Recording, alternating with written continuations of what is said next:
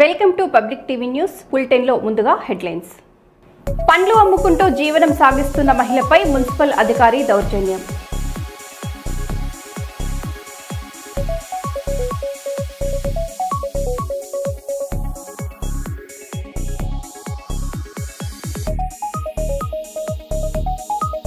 కాళోజీ జయంతి వేడుకలు శాసనసభలో ఘనంగా.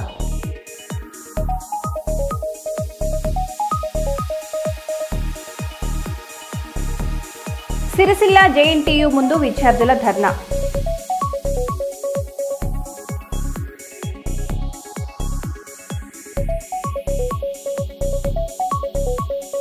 కర్నూలు కేరీస్ పోర్టల్ను సద్వినియోగం చేసుకోవాలి. జిల్లా కలెక్టర్ పి రంజిత్ బాషా.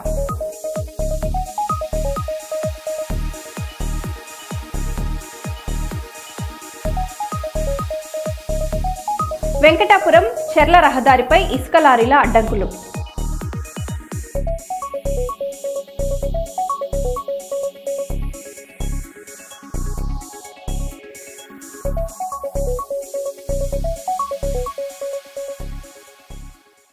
ఇంకా వివరాల్లోకి వెళ్తే, గోదావరికని గంగానగర్లోని రామగుణం ఏరియా లైన్ లారీ యజమానుల సంక్షేమ సంఘం కార్యాలయంలో కాంగ్రెస్ పార్టీ పెద్దపల్లి జిల్లా జనరల్ సెక్రటరీ కుందూరు శ్రీనివాసరెడ్డి మీడియాతో మాట్లాడుతూ తీవ్ర వ్యాఖ్యలు చేశారు. గోదావరికనిని గంగానగర్లోని రామగుండం ఏరియా లైన్ లారీ యజమానుల సంక్షేమ సంఘం కార్యాలయంలో కాంగ్రెస్ పార్టీ పెద్దపల్లి జిల్లా జనరల్ సెక్రటరీ కుందూరు శ్రీనివాసరెడ్డి మీడియాతో మాట్లాడుతూ తీవ్ర వ్యాఖ్యలు చేశారు. మా ఎమ్మెల్యే ఠాగూర్పై ఒక్క మాట కించపరిస్తే ఊరుకోము, ప్రజలతో కలిసి కాంగ్రెస్ కార్యకర్తలు గట్టిగా సమాధానం చెప్తారు అని కుందూరు శ్రీనివాసరెడ్డి స్పష్టం చేశారు. టీఆర్ఎస్ నాయకులారా, ఖబర్దార్. నిన్న మొన్న జరిగినటువంటి కొన్ని విషయాలలో టీఆర్ఎస్కు సంబంధించిన కొంతమంది నాయకులు వారి ఇష్టానుసారంగా మా ఎమ్మెల్యే గారు మక్కాన్ సింగ్ రాజ్ ఠాకూర్ మీద విమర్శలు చేయడం జరిగింది. ఈ విమర్శల మీద ఏంటంటే, ఇక ముందు ఎప్పుడు కూడా ఎమ్మెల్యే గారిని ఇష్టానుసారంగా బీఆర్ఎస్ నాయకులు మాట్లాడితే మేము సహించేది లేదు, ఊరుకోము. ఎందుకు అంటే, వారు 2-3 విషయాల మీద మాట్లాడడం జరిగింది. మాకేమనిపిస్తుంది అంటే, ఈ టీఆర్ఎస్ నాయకులు మాట్లాడితే దెయ్యాలు వేదాలు చెప్పినట్టు అనిపిస్తుంది. మేము కూడా ఎక్కువ ముందుకొచ్చి ఎందుకు పోనీ పని చేసుకుంటూ పోవాలి, ఎన్నో పనులు చేసుకుంటూ పోతా అంటే పనులు ఇచ్చే చెట్టుకే రాళ్ళ దెబ్బలు అన్నట్టు కొంతమంది మాట్లాడుతూ ఉంటారని చెప్పి మేము కూడా చిన్నదానికి పెద్దదానికి ఎందుకు మాట్లాడడం, ఎందుకు కౌంటర్లు చేయడం అని చెప్పి మా నాయకుడు మమ్మల్ని ప్రతి దానికి ఏంటంటే అన్నిటికీ అవసరం లేదురా మనం పని చేసుకుంటూ పోదామని చెప్తూ ఉంటాడు. లేకపోతే మీకంటే ఎక్కువ మాట్లాడతాం, మీకంటే ర్యాష్గా మాట్లాడతాం, అన్నిటికీ సమాధానం కూడా చెప్తాం. మా కాంగ్రెస్ పార్టీ నుంచి మేము ప్రతి ఒక్కరం ఒక సైనికుల లెక్క మేము రాజ్ ఠాకూర్ దగ్గర మేము పార్టీకి పనిచేస్తూ ఉన్నాం. మా దాంట్లో కూడా ఎవరైనా తప్పులు చేస్తే మానుకోండి, తప్పు చేసిన వాళ్ళు రాకుంటాడు కూడా బేషరతో చెప్తా ఉన్నాం. ఆయన పెద్ద మనిషి మాట్లాడతాడు. ఆయన ఎన్నో ఫారిన్లో ఉండి ఇక్కడ ప్రజల్లోకి వచ్చి జనంలో ఏం జరుగుతూ ఉంది, గత 10 సంవత్సరాలలో మీరు ఏ పార్టీలో ఏం పని చేసిళ్ళు, టీఆర్ఎస్ చేసిన పనులేంటి, ఇవాళ కాంగ్రెస్ గెలిచి సంవత్సరంన్నర కావస్తూ ఉంది, ఈ సంవత్సరంలో కాంగ్రెస్ పార్టీ ఏం పనులు చేసింది అనేది దాని మీద అవగాహన తెలుసుకొని మాట్లాడాలి. మీరు ఎక్కడో ఉండి ఎవరో చెప్పిన మాటలని ఎవరో ఫోన్లలో చెప్తే మీ ఇష్టానుసారంగా మీరు ప్రెస్ మీట్లు ఎన్నో ఉండి పెడతారు. మీరు ఎమ్మెల్యే గారిని ఎట్లా పడితే అట్లా ఇష్టానుసారంగా ఏదో ఏ పని చేసినా కానీ ఏదో పైసలు దండుకుంటాడు పని మాట్లాడుతూ ఉన్నారు. మీరు దీని మీద డిబేట్ పెట్టండి, మీ పార్టీకి మీరు కూడా రాండి, డిబేట్ పెడదాం. ఎక్కడంటే అక్కడ సెంటర్లో డిబేట్ పెడదాం. గత పాలనలో పైసలు తీసుకొని పనిచేసిల్లా, ఇవాళ కాంగ్రెస్ పార్టీలో పైసలు తీసుకొని పనిచేస్తుర్రా అనే దాని మీద మనం డిబేట్ పెడదాం. ఎక్కడైనా సరే ముఖ్యంగా ఇంకోటి ఏం మాట్లాడతారు, ఉస్కా ఫ్రీ చేయడానికి కారణం రేవంత్ రెడ్డి గారు ఎక్కడ కూడా గరీబు వాళ్లకు, మధ్యతరగతి కుటుంబాలకు ఇసుక అందుబాటులోకి రావాలి, తక్కువ రేటుకు రావాలి, వాళ్ళు ఇల్లు కట్టుకోవడానికి పనిచేస్తుంది. అట్లనే దాని మీద ఆధారపడి రవాణా చేసుకునేటోళ్ళు ట్రాక్టర్ వాళ్ళు కానీ ఎవరైనా ఉంటే చిన్న చితక వాళ్ళకు 1000 రూపాయల ట్రిప్పు లెక్క ఉస్కా ట్రాక్టర్ 1000 రూపాయలు అంటే ఒక 1000 రూపాయలు అంటే ట్రాక్టర్ ఓనర్ బతుకుతాడు, దాని మీద లేబర్ బతుకుతాడు, డ్రైవర్ బతుకుతాడు. అట్లా ఒక ట్రాక్టర్ మీద వచ్చి ఒక 5-6 కుటుంబాలు బతుకుతాయి. ప్లస్ ఈ మధ్యతరగతి కుటుంబాలకు చెందిన వాళ్ళకు ఉసుక తక్కువ రేటుకు వస్తుంది. మనము ఇప్పుడు లారీ కొంటే ఎంత పడుతుంది, 30-40 వేలు పడుతుంది.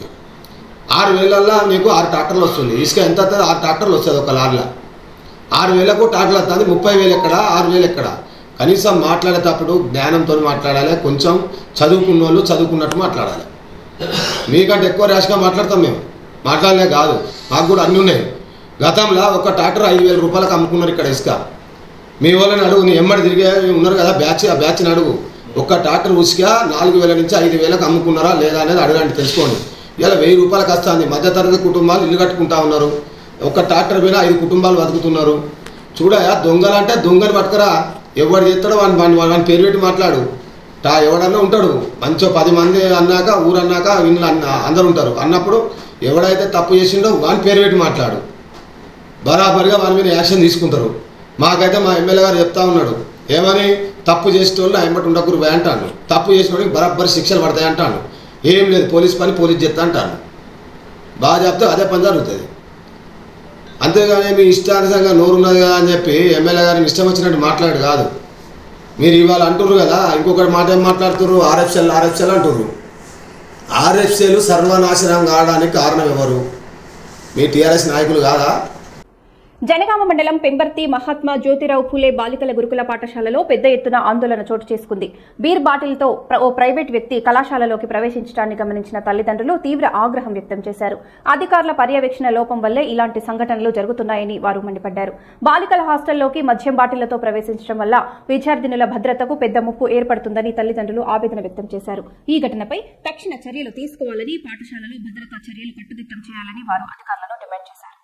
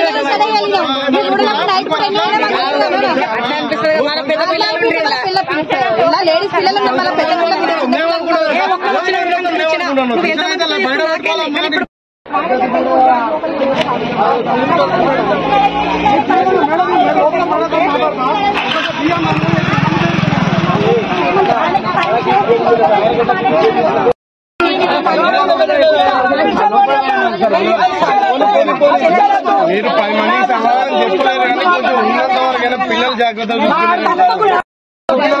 మీ మీద నాకు కూడా పిల్లలే దానికి ఎట్లా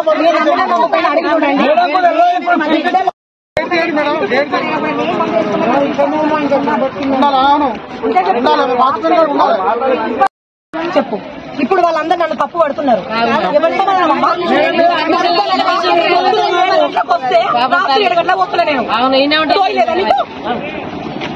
తిండి పెడతా, కరెంట్ ఇస్తా, నీళ్ళు ఇస్తా, ఇంకా మందు కూడా ఇయ్యరా? కాకినాడ జిల్లా పెద్దాపురం నియోజకవర్గంలో అన్నదాత పోరు కార్యక్రమం విజయవంతంగా ముగిసింది. ఈ కార్యక్రమాన్ని వైఎస్ఆర్సీపీ నాయకుడు దావులూరి దొరబాబు ఆధ్వర్యంలో నిర్వహించారు. పెద్దాపురం మున్సిపల్ సెంటర్ నుంచి ఆర్డీఓ కార్యాలయం వరకు రైతులు పాదయాత్రగా చేరుకుని ఆర్డీఓకి వినతి పత్రం అందజేశారు. ఈ ర్యాలీకి ముఖ్య అతిథులుగా జిల్లా అధ్యక్షులు మాజీ మంత్రి దాడిశెట్టి రాజా, జగ్గంపేట ఇన్ఛార్జ్ తోట నరసింహము, ప్రత్తిపాడు ఇన్ఛార్జ్ ముద్రగడ గిరిబాబు పాల్గొన్నారు. ఈ సందర్భంగా దాడిశెట్టి రాజా మాట్లాడుతూ రైతులకు తక్షణమే న్యాయం జరగాలి, ప్రతి ఒక్కరికి యూరియా అందేలా కూటమి ప్రభుత్వం చర్యలు తీసుకోవాలి అని డిమాండ్ చేశారు. పోలీసులు అడ్డుకునే ప్రయత్నం చేసినప్పటికీ వారిని లెక్క చేయకుండా పెద్ద సంఖ్యలో రైతులు, వైఎస్ఆర్సీపీ నాయకులు, కార్యకర్తలు, అభిమానులు పాల్గొనడం జరిగింది.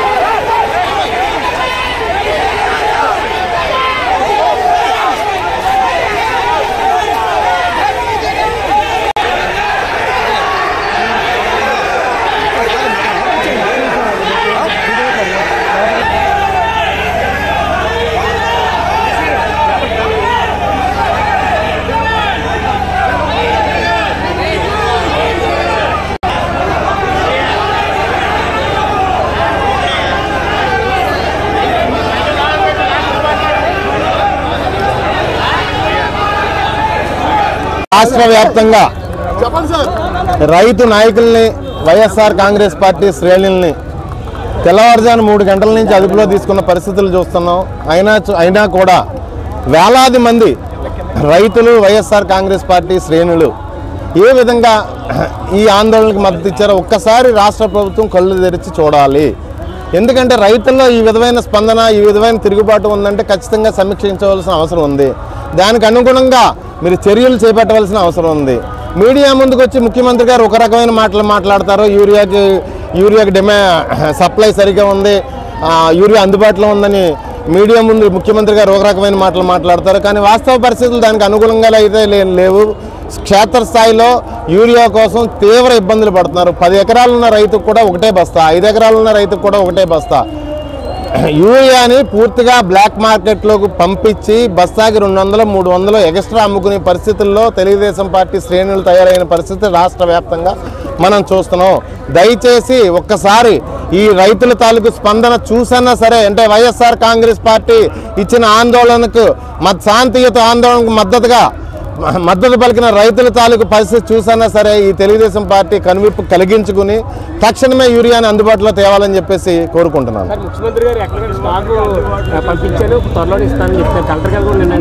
ఎప్పుడు ఇస్తారు? రైతులకు అవసరమైనప్పుడు ఇవ్వాలి, కానీ వచ్చే సంవత్సరం సీజన్కి ఇస్తే కాదు కదా. వచ్చే సంవత్సరం సీజన్కి ఇస్తే కాదు కదా. వస్తుంది 1000 టన్నులు, ఊరికి ఒక లోడ్ వస్తుంది. ఆ తెలుగుదేశం పార్టీ నాయకులు ఇంటి దగ్గర దింపుకుంటున్నారు. అందుబాటులో దొరకని 300, 200, 300 ఎక్స్ట్రా వేసుకుని అమ్ముకుంటున్నారు. మీరే చెప్తున్నారు కదా బ్లాక్ లో అమ్ముతున్నారని. మీరే చెప్తున్నారు కదా బ్లాక్ లో అమ్ముతున్నారని. మా మాట కూడా అదే. ఎవాల్యూషన్ ప్రక్రియ సక్రమంగా జరగలేదని భావించిన హైకోర్టు అన్ని పేపర్లు తప్పనిసరిగా రీవాల్యూషన్ చేయాలని టీజీపీఎస్సీకి ఆదేశించింది. ఒకవేళ అది సాధ్యం కాకపోతే మళ్లీ రీమెయిన్స్ పరీక్ష నిర్వహించి ప్రిలిమ్స్ లో క్వాలిఫై అయిన అందరికీ అవకాశం ఇవ్వాలని స్పష్టం చేసింది. ఈ ప్రక్రియను 8 నెలల్లో పూర్తి చేయాలని హైకోర్టు ఈ రోజు స్పష్టం చేసింది.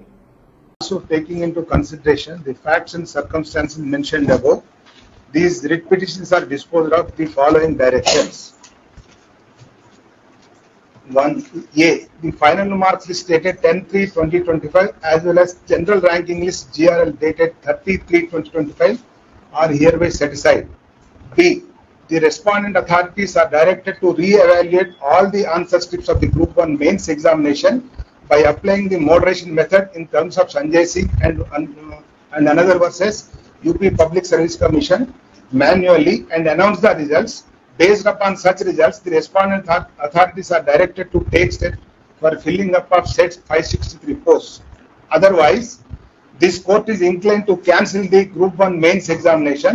The respondent authorities are directed to reconduct the Group 1 mains examination in notification number 2 of 2024 dated 19/2/2024 for those who have succeeded in the prelims examination. The above said exercise should be completed within a period of 8 months from the date of receipt of copy of this order.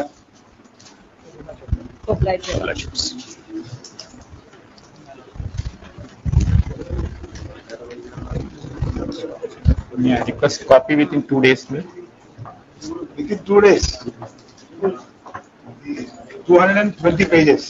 Your Lordship dealt with 1500 pages of petitions, well, 200 is nothing.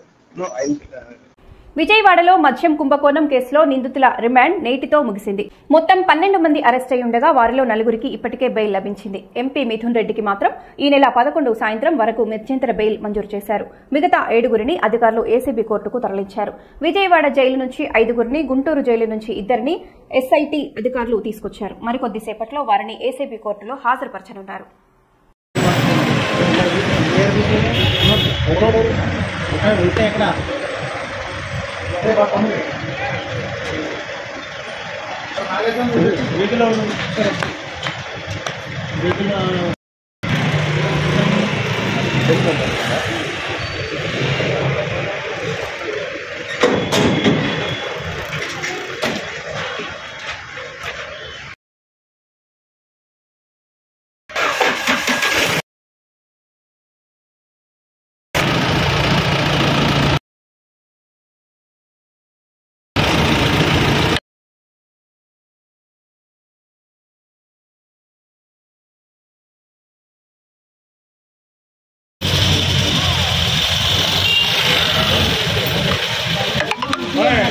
వచ్చామండి direct గా ముగ్గురండి ఇప్పుడు మీరు పెట్టారా లేదా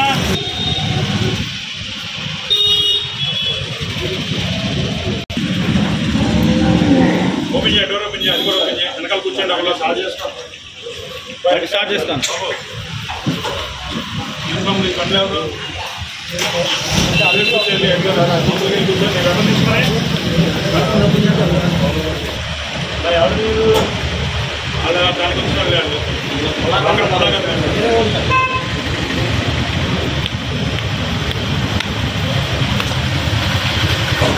sir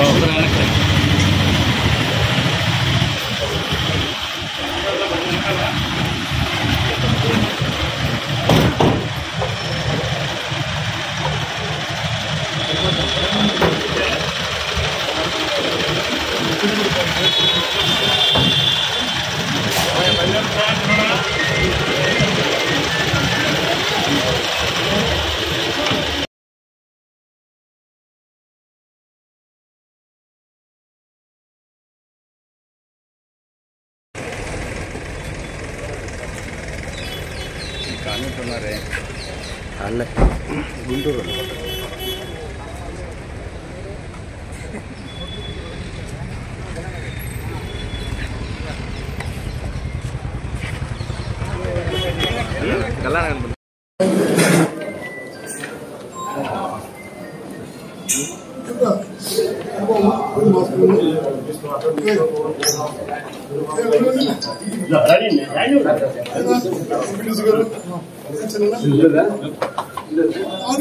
మాట్లాడదు time ఉంటుంది time ఇస్తారు సోము మాట్లాడతారు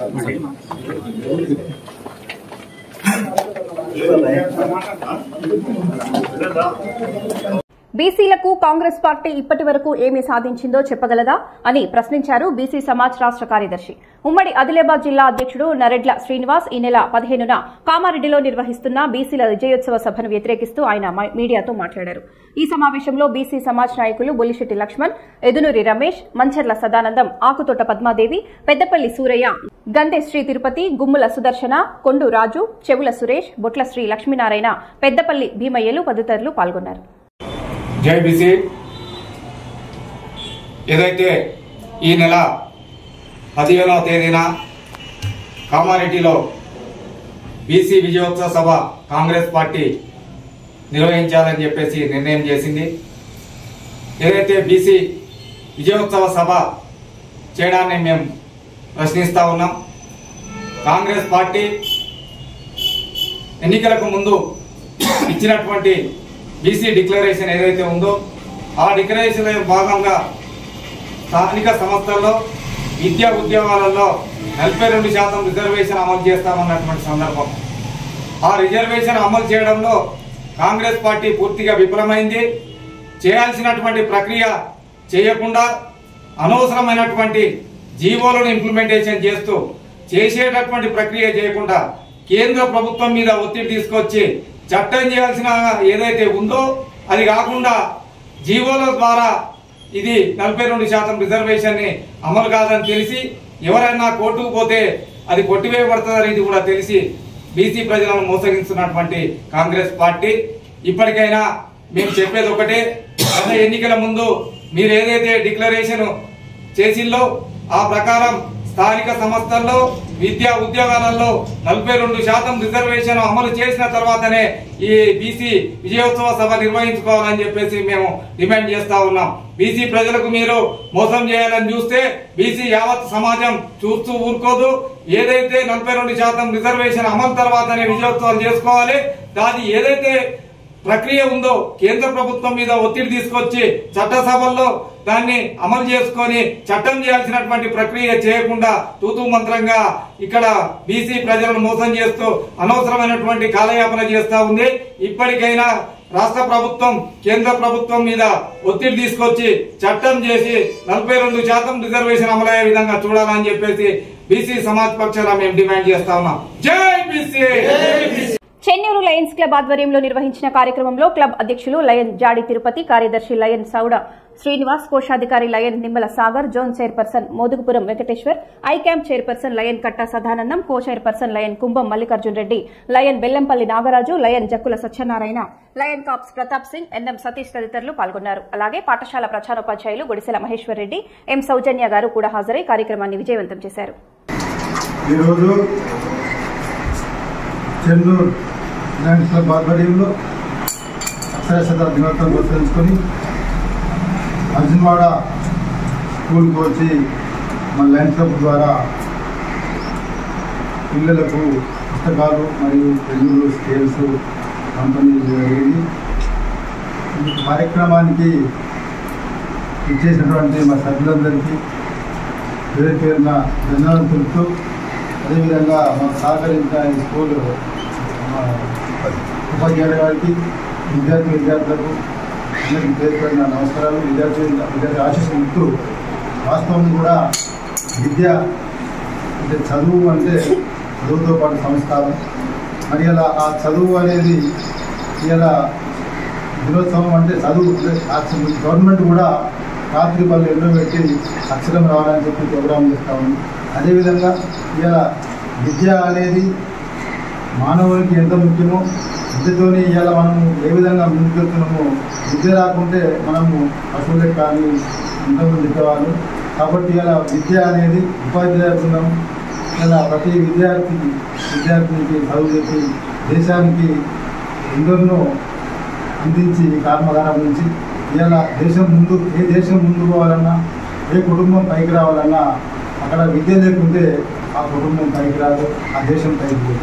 అలాంటి సందర్భంలో ఇలా అక్షరాస్యత దినోత్సవం జరుపుకుంటున్నటువంటి మేమందరం కూడా ఇలా ప్రతి దేశం కూడా ముందు పోవాలన్నా కూడా ఆనాడే ఇలా స్వాతంత్రం రాకముందు మహాత్మా జ్యోతిరావు పూలే గారు ఏ దేశం బాగుపడాలన్నా, ఏ దేశం అభివృద్ధి చెందాలన్నా, ఏ కుటుంబం అభివృద్ధి చెందాలన్నా కూడా మన మానవులకు విద్య అవసరం. అదేవిధంగా ముఖ్యంగా మహిళలకు విద్య అవసరం అని గ్రహించిన వ్యక్తి ఆనాడు మహాత్మా జ్యోతిరావు పూలే గారు. అతను ఒక గుజరాత్ సామాజిక వర్గం జరిగిన వ్యక్తి. అటువంటి వ్యక్తి ఇలా అతని భార్య అయినటువంటి సావిత్రిబాయి పూలే గారికి చదువు చెప్పి మొట్టమొదట మహిళా పాఠశాల గొప్ప వ్యక్తి మహాత్మా జ్యోతిరావు పూలే గారు.